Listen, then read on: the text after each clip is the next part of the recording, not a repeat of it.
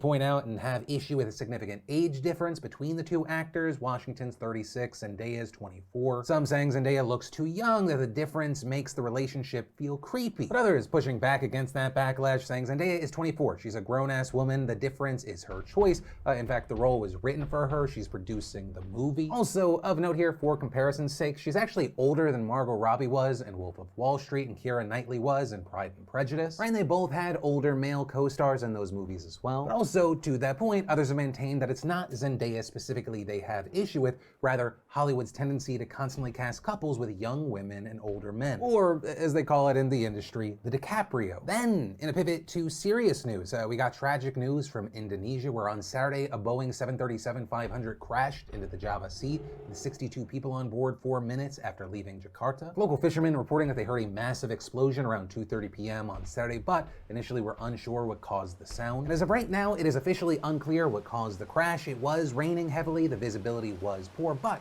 that also may be solved soon as the search teams managed to find the location of the plane's black boxes on Sunday, with divers working around the clock to retrieve the devices, although initial findings suggest that the plane was intact when it hit the water since the debris was confined to a fairly small area. Then, in COVID news, while many are waiting for President-elect Joe Biden to take office January 20th, where a timer will start because he has promised to give 100 million Americans the COVID-19 vaccine in 100 days. There are concerns that many of the current issues that are plaguing Trump's vaccination effort will likely continue into the Biden administration. This, in part because sending out millions of vaccines is a logistical nightmare, and it's actually the states, not the feds, that often control the practical implementation of the vaccination. And many states are struggling with vaccinations. For example, in Florida, seniors who are the first in line report that it is a free-for-all in getting a vaccine right now. We as a country have been falling short, right? The Trump administration made a promise back in December that 20 million vaccinations would be done by the end of the month. They only managed 2.6 million. By January 8th,